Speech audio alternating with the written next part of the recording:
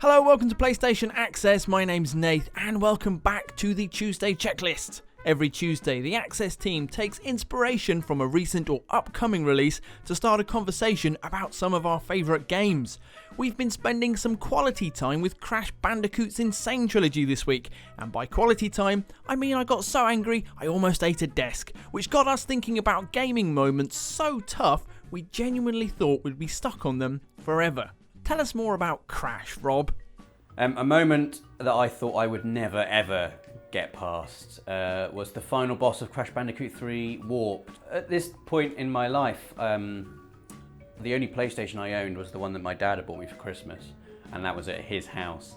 And I only went to my dad's house on a Sunday. Are you sure he didn't buy it for him? Maybe he did.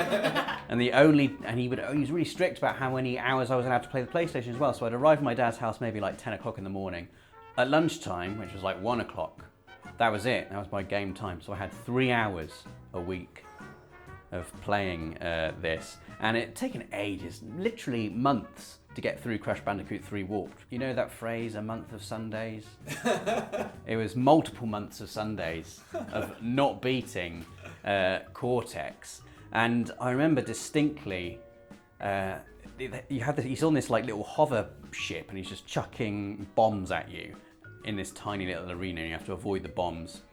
And Uka and Aku are also having a fight in the middle, and they're spinning round and round and round having a fight, and if they hit you, you also die. So you've got to avoid the masks having their fight, whilst also avoiding Cortex's bombs, and he's got a shield around him as well. And only after he's chucked all his bombs will his shield drop, and then you've got to run up to him, jump, and smack him off his ship. But that's not it. You then have to, like a grate opens in the middle of the arena with a hole in it. You then have to knock him into the hole to take one bit of his life off. And you have to do this 3 times. Right.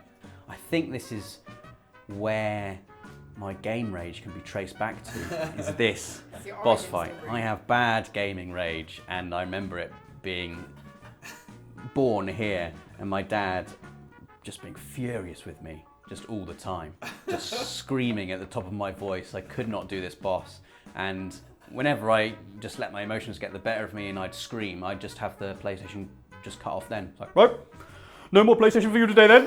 And this would be like, so I'd get there at 10, by 10:30, no more PlayStation. And I was like, oh, it's really hard. No more PlayStation. And eventually I did do it, but I can't even begin to count how many attempts I must have had at this boss. At least 30. So one of my sort of toughest moments was in Final Fantasy VIII, which is my favourite Final Fantasy, and it's the best Final Fantasy, FYI putting that out there. But It's not. It is, and it really is. It's definitely not 9, I can tell you that right now. So there are, in every Final Fantasy pretty much, there are 2 sort of additional bosses you can go after, the Ultimate Weapon and the Amiga Weapon. So I had done the Ultimate Weapon, I was feeling pretty good about myself, I was still a kid, but I'd poured like, I don't even know how many hours into Final Fantasy VIII, and I was level 100, I was feeling good, and I was like, I'm gonna go take on the Amiga Weapon. And then it turns out, straight away, one of Amiga Weapon's attacks is death level 5, which means that anything that is divisible by 5 instantly dies. Now at level 100, this didn't bode too well for me. Got you. So then I was like, now you've got to start breaking like 8 down into like what you've got to do to defeat this monster. So all of a sudden then I had to get what would have been 300 death magics so that I can junction to strat defense death, which would then make me immune to that. I can't even remember how you get it, but I know I had to specifically track down the Bahamut card, because you do triple triad in Final Fantasy VIII, but if you get the particular Guardian Force, that Guardian Force, when you teach it the correct move, will then have Junction Card Refine, which allows you to break cards down into certain magics, but the higher level the card, the better the magic. Look, it was the most difficult thing I did as a kid, but I did it. I beat Amiga Weapon, because I didn't beat... How did you circumnavigate his level 5 death? Because what I did was Are refine you taking the Yeah, which And gives got you the hero heroes. drinks, Yeah, which no, makes but you you can't use aura if you're using hero. Yeah, so I just sacrificed aura and went with the hero. Right. You know, a famous philosopher said that if a lion could speak English, or you couldn't understand it. That's what I'm getting right now. Sorry. I have honestly, I've It's a really hard It was a monster. difficult boss and you beat him, and I'm very happy for you. Thank you very much. It- Yes, well I did. done. But that was my most, I love Final Fantasy VIII, but that was horrific for child me. I really don't know. No wonder my parents worried about me. So I guess this is a strange subject for me because there are various moments in games which I struggle with. I don't know if you guys know or if you've picked up. I'm quite stubborn, so I don't really like giving up on stuff. So I get like this mental thing. It's like a wall, right? And I'm going to talk about Nioh today. And there are a few bosses where you hit this thing where, you know, it's beyond. I've tried this boss, 30 times now, and it's quite hard. And you're like making progress, and you just enter this state where you really start like questioning, am I going to do this? Or one step beyond that, just if I do this enough times, I could almost, it's like the monkeys at the typewriter. I could just let this happen and eventually I will win. And you enter this strange kind of strange state. And that was, for me, there's two. There's one that's up on the channel, which I did in the beta, which was Munashiga, who is like the warrior of the West, I think, either the West or the East. And that, on his own, I was like, this guy is insane. It took me, I can't even remember, I said on the video, I think it was about 50 goes, respect my character. So I did Munashiga the first time. I was like, this is amazing. Like, this is the hardest thing I've ever done on PlayStation. And then you get to the end of the game, and then the game introduces double boss fights. So there are two of these. Now the first one is Yoki Onna and Oda Nobunaga, and they are like a married couple within the game. And you remember at this point I finished the game, right? And I like all of this is submission, so I've completed everything. And there's part of me, a very small voice going, just put the pad down. Just, you finished me, just stop it. And there's another much larger part of me saying, you can't move from your chair until these people have been defeated. And at this point I've got like Omnio magic, so I'm much better than I was in the beta, and I can slow people down. So when you're playing these double boss fights, slowing one of them, and then you've got a strategy, the other one's coming towards you, you can do a bit of damage to this guy and then circle back and get the other one. So like I defeat this married couple, and I'm like, that was the hardest thing I've ever, but I'm over the hump now. And then get an invite from Munashiga, who this time has teamed up with Honda Tadakatsu, who's like, and they are, the two of them together, the two kings, they are Nioh. That's like where the title of the game comes from. And you go back to, and it's my favourite setting in the game anyway, like the long grass in the sun on top of that cliff. It reminds me of a Kurosawa movie, and it's completely picturesque and golden. And now there's two of them there. And I'm like, almost nervous breakdown time, because I'm like, well, last time this took me an entire weekend and I went mad, and so what am I going to do this time? And I honestly can't really. I've done it. Like that's all I know is I've done it. So there was like this blank in the middle, scene missing. Nathan completes this. I have no idea how. Have you sold your soul or something? You're gonna find some legal papers with the devil. Yeah. I did what? With this, with the strange like smouldering sulphur seal on it in a drawer at home. Yeah. I don't know, man. Right, it was actually quite difficult for me to think of something to go in this slot. So No, not because I'm so good at games, but because I think actually I don't play very many hard games. That might be a choice I've made without realising it. The hardest game I've probably played ever is Bloodborne. I'm very proud to have finished it. I finished it, you're damn right. I mean, I haven't done any challenge dungeons and I haven't got the platinum or anything, but I finished it. I also didn't get the third final boss, but I finished it. I did it without a guide, and actually that's probably why I struggled so much with this boss in particular, the blood-starved beast. That's right, you guessed wrong, didn't you? Because the worst thing about this boss, I didn't realise until afterwards, is that it is completely optional. So I had no idea. I thought this was just where I was heading. I was like, right, this is the boss.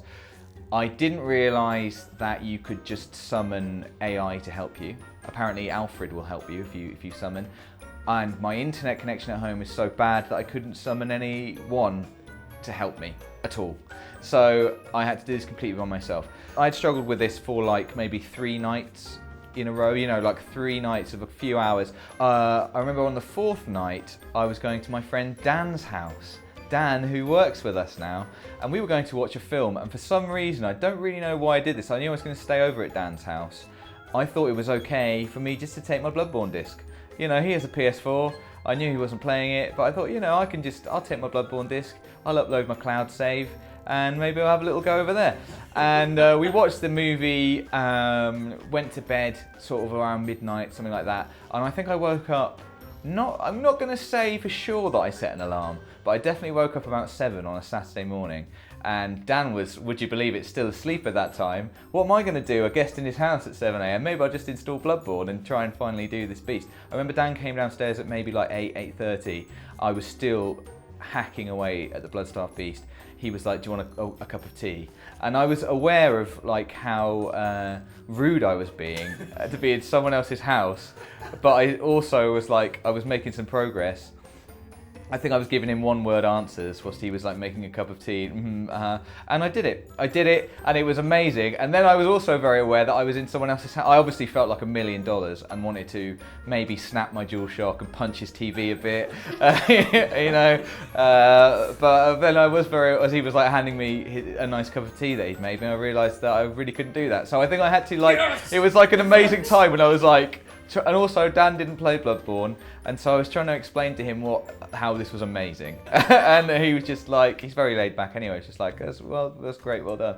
And so I just had to reel it all in, and I think actually maybe now this is the first time I've been able to actually properly express how amazing it was to kill the Bloodstaff beast. And I think then I realised that it was an optional boss, and it didn't really matter, and I've never done a chalice dungeon, so it really was completely pointless.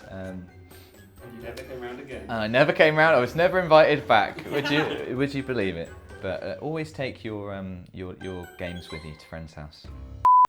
Another moment that I thought I would never ever do was when I was playing Final Fantasy X, and I'd beaten like the main story, but as with every Final Fantasy, there's loads of stuff outside of the main story, loads of optional stuff that's really, really difficult. And in Final Fantasy X, that is the Dark Aeons, which are summons, espers, primals, eidolons, whatever you want to call them. Cool.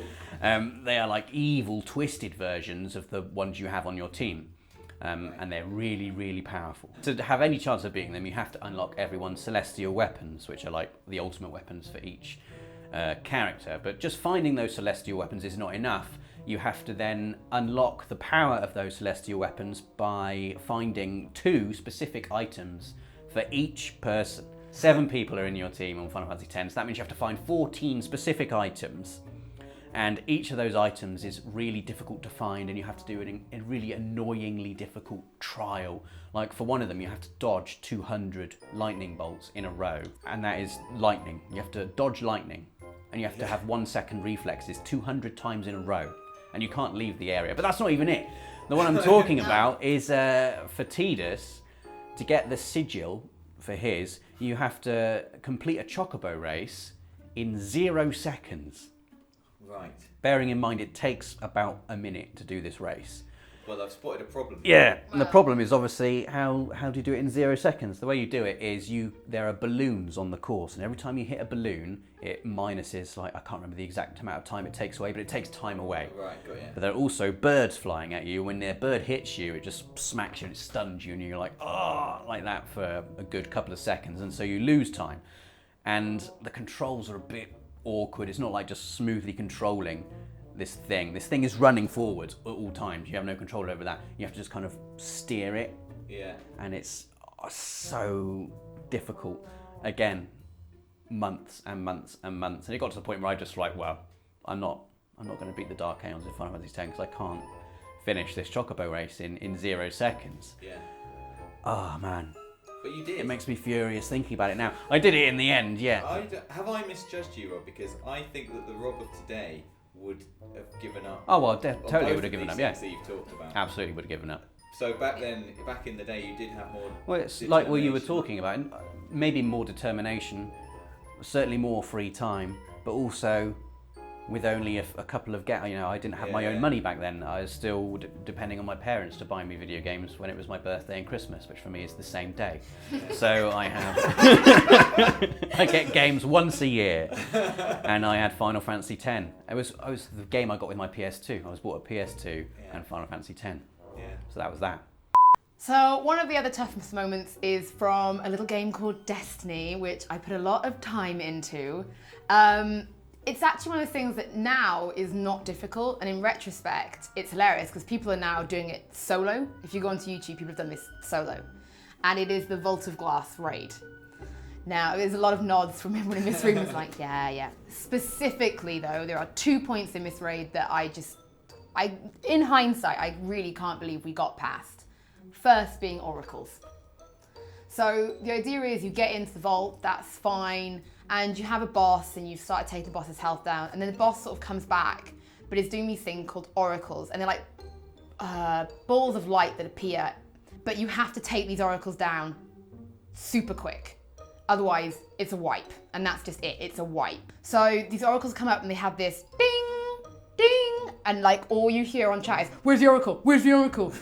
Or you're already down and something's killed you because there's loads of mobs and you're down and they're like, the oracle's above me, the oracle's above me, but where are you? Oh, I'm over here, can you get it? Oh no, I won't get there in time, oh, we're dead.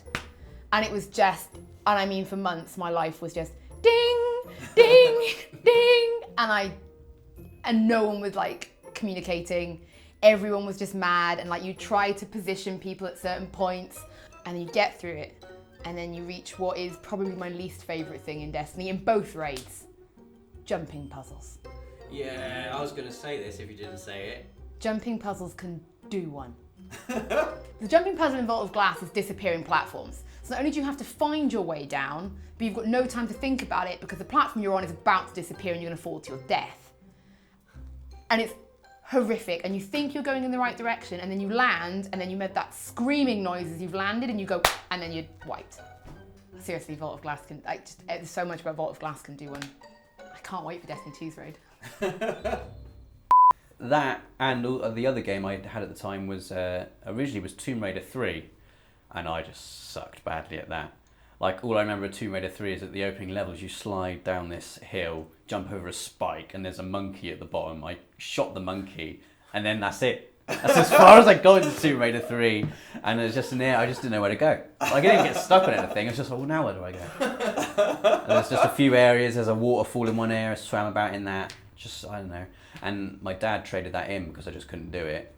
I love the idea that the sum of your experience with Tomb Raider 3 is just killing one monkey. Yeah, that is it. I killed that monkey about 10 times. Now gaming gods. Yeah. What do you want from me? I like the idea of what should I play? I could slide down that bit and kill that monkey.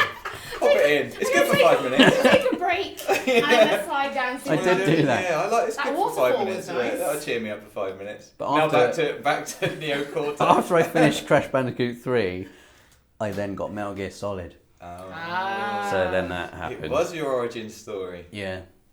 Creepy to think that Rob has an origin story. Monsters like that aren't born, kids, they're made. Thanks to the team for sharing their moments of weakness, and now we want to hear yours too in the comments. Don't forget to like this video if you enjoyed it, it will really help us to get the Tuesday checklist up and running, and we'll see you next week.